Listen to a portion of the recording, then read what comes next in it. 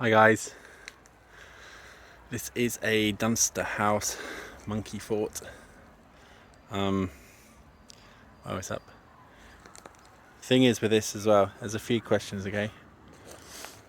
If you're going to be putting in a play part or play pit or whatever you want to do it, all this modern stuff that tries to save you time and stuff, you might think it's going to be saving you time, money and effort rather than getting in, tradesmen or putting the effort levels in to putting in some railway sleepers or a border of some sort, even if it's a little brick border. This stuff is just junk. These are probably 10-15 quid each, I'd imagine, just for some plastic tubing that you push into the ground. They've got the right underlay. This is like a geotech type underlay. It's a woven membrane, so when it splits, unless you're cutting it like that with a knife, it doesn't actually shred. Some of the weed control is like a paper. Once that gets wet, you can just roll your foot across it and it cuts. However, downsides on this, just to get started, is this bark is rubbish. Bark is not a play area unless you're really in woodland and you have to put it in there. I mean, it covers an area, but in all honesty, it'd be better just to move that and just mow underneath it or do what you want. If the kids fall on this, it's nowhere near thick enough to actually warrant it. The kids are going to scratch their feet on it and straight away you're through in the hole. That's not a play pit. You want this, and everyone's standards say 50 mil, I believe, if not 60, 70 with bark, and you want it like that. So when the kids move it, you can't see the underlay. So really, to make this safe, you probably want 100 mil, if not 200 mil, once you've got the kids swinging and other bits and pieces. And the reason you have it that deep is because underneath the ladder and underneath the steps and everywhere that the kids are going to come down, every time they come down here, if they put their feet there and they scratch this out of the way, you've got no safety mark. So the whole point of having this down is to be safe. You're just going to get weeds growing up and it's just going to start looking tatty, just like over there. So just a tip, if you're putting in a play pit yourself, well, I'd personally just leave it as grass myself, but if you're putting in a play pit yourself, just think through what's there. Even though the guidelines say 50 mil with safety flooring, I think is the average. We don't ever use bark, but for rubber, then you need to overdo it if it's loose, because loose moves, and stuff that moves you need to overdo. So if it does move, you still have 50 mil. That's 50 mil that should be there forever, which means you need another playing space of potentially another 50 mil or upwards, because if the kids are underneath their swing and every time they drag their feet, they drag it and drag it, you're going to get weeds, you're going to get bits. You need to have that depth, such an amount that they can drag their feet a little bit, but there's still enough bark underneath that they never hit the underlay.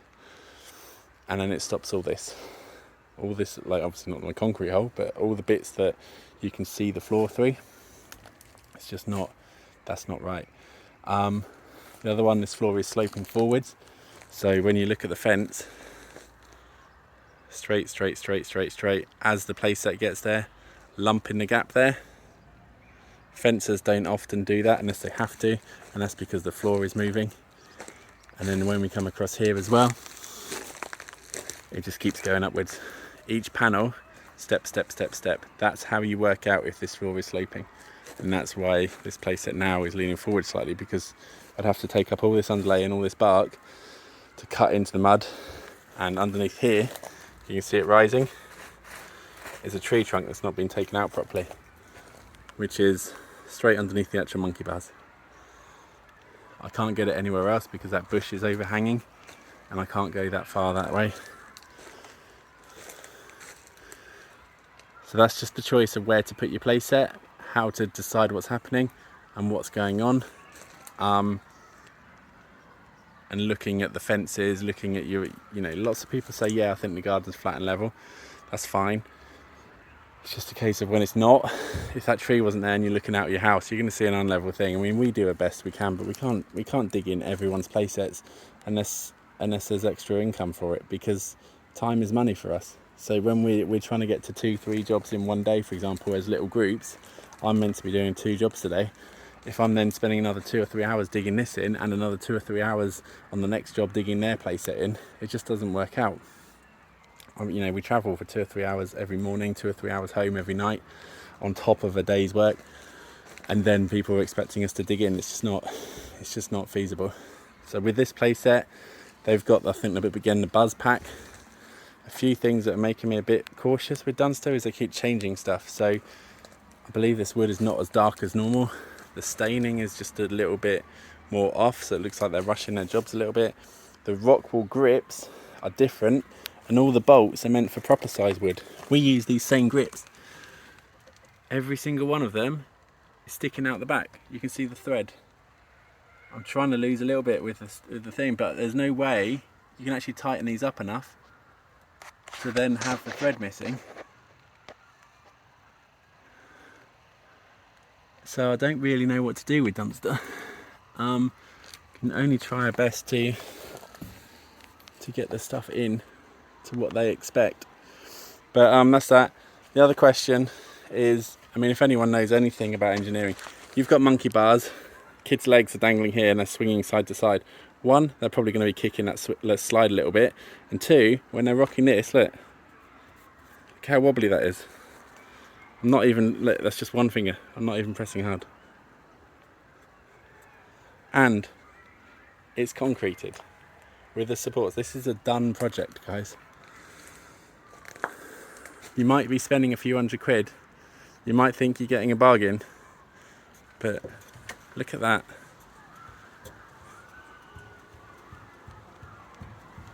That is a play set. This is going to be broken probably by the end of summer.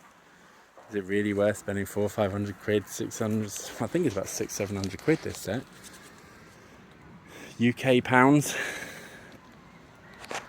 And it's a few £100 for me to turn up and install it. And I don't think it's going to last any longer. I can only build what I'm meant to be building as per instructions. So we've got a horrible little vinyl roof. Look at that, it's not even a millimetre. I won't even zoom into it.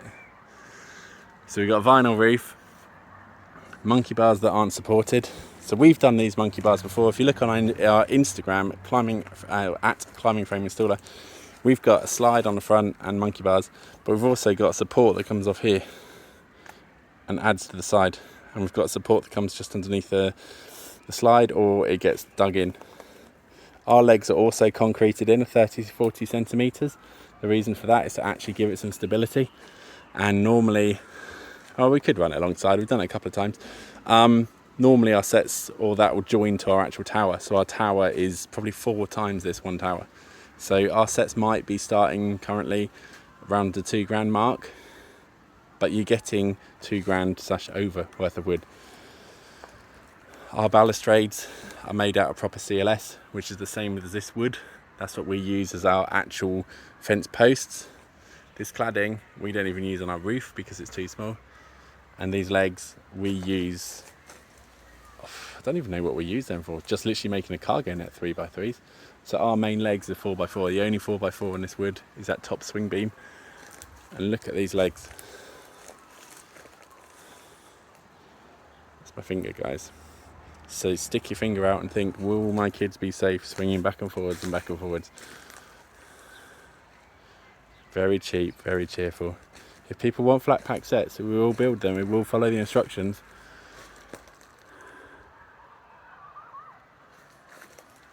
But we will also highlight the problems. And then when customers have issues, we're more than happy to come back. We've tried to fix these before with cladding up this bottom bit and building a box.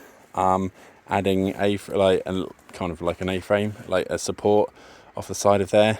We've concreted in stakes before for people, but again, it's another few £100 for us to come back to try and fix a set that you've just bought.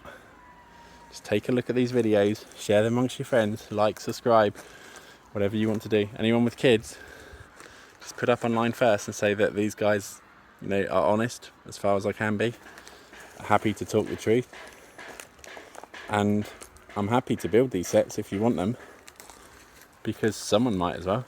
And if at least we do it done properly, or as to instructions, rather than bodged even further. So climbing frames come under their own thing. If you get a handyman to do it or something else, then they're probably not insured for climbing frame structures.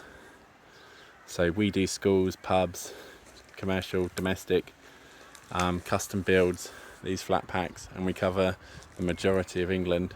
We will quote other jobs, but you'll just get an extra charge, obviously, off our time for driving. So we go into Scotland. I've done Europe before for a few footballers and people like that with their summer houses. I think we've got a job coming up in Switzerland and Andorra this year of custom towers and stuff. But just look at what you're buying and ask the question first. Is it worth spending a few £100s now to probably get trashed within a year, or maybe save up a little bit longer?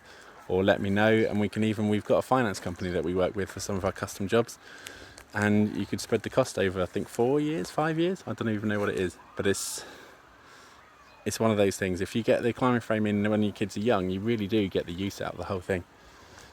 We work with a lot of estate agents that are selling really nice big houses, and we get these custom towers, well, not these, but we do our custom towers in the houses, and they're selling, I don't know what they said, that 20-30% quicker than every other house. So if people are going into a house with one of these, you're going to be buying a house, telling the client to take it with a custom set. You're going to be telling them to leave it as part of the handover process. As I say, the floor, always put enough flooring in to actually do it. This floor should be up and overflowing these little plastic things, which are just not going to hold anything. First thing you do when you step into a play pit is normally step on the top, which is why, again, if you're doing railway sleepers, you put them at just a slight angle, not noticeable to the eye if you can, and then when the water hits on it, it drains off. It doesn't sit on the flat one. Railway sleepers get really slippery if they're put in properly, or when I say properly, like bubble properly. So this is the job today, June 2022. Thank you very much. We're on Facebook, we're on Instagram. We can build, supply, manufacture, design. We can do tree houses, zip wires, sunken trampolines. Let me know. Thanks so much.